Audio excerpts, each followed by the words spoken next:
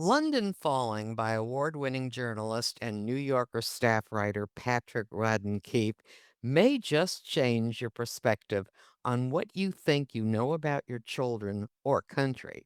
You may even question the verb tense in the title, London Falling, and feel it should be fallen. The subtitle is also suggestive: a mysterious death in a gilded city and a family's search for truth. At the end, mystery and lack of transparency remain, but what Keith does uncover about what happened to cause the real life death of a 19-year-old boy in London in 2019 may cause you to reassess what you think you know about the dark side of children or the magnitude of corruption and compliant politics where you live. A prologue opens the book. It's 2:23 a.m. on November 20th, 2019. A camera catches a figure pacing a balcony, then plunging off the fifth floor of a luxury apartment building. The camera belongs to MI6, no less, the UK's Foreign Intelligence Service, and it captures the image and shows that it was the sole figure on the balcony.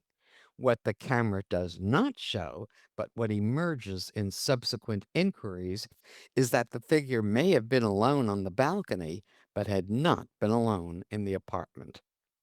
The body turned up in the Thames. About 30 bodies a year do, notes Keefe. It was of 19-year-old Zach Bretler, although in the wider world outside his home, he passed himself off successfully as Zach Ismailov, a Russian-born son of an oligarch about to inherit millions. That put him in league with older, savvy, but dangerous grifters with whom he established a personal and professional relationship. His shadow life was totally unknown to his parents, Rochelle and Matthew Brethler, a comfortable upper middle class couple well known in London's tight knit Jewish community.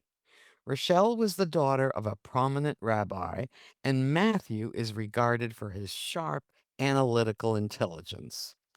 The Bretlers have another son, Joe, who also had no knowledge of what his younger brother was up to, though for sure the family did see that in the last 2 years, Zach had grown distant, secretive, and even more obsessed with big money and what it could buy.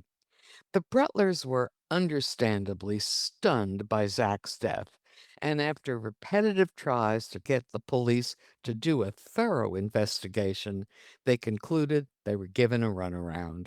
The police, in turn, said their inquiries were the best that they could do. They needed hard evidence, persuasive details that Zach may have been murdered, arguments that would stand up in court.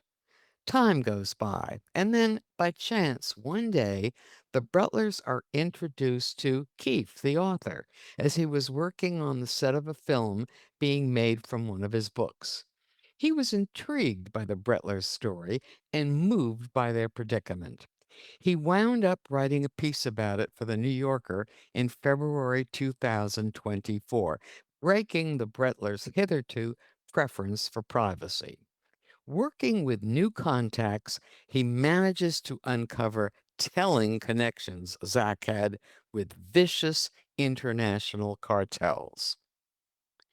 London Falling chronicles a parent's worst nightmare. What do we really know about what our kids are doing? And every citizen's fear that institutions entrusted to do justice and prevent violence cannot or do not do so. What do we really know about our democracy, where money corrupts and big money corrupts big time, as it seems to have done in England in the 1990s with the fall of the Soviet Union and the influx of well connected, well heeled immigrant criminals, or of ghost mansions owned by untraceable corporations, or of offshore banking and the legion of murderers, drug kings, thieves who sustain them? It's Keefe's dramatic, suspenseful, meticulously documented, often verbatim account of these two fearful themes that gives London Falling its fascinating drive and disturbing authenticity. I'm Joan Baum.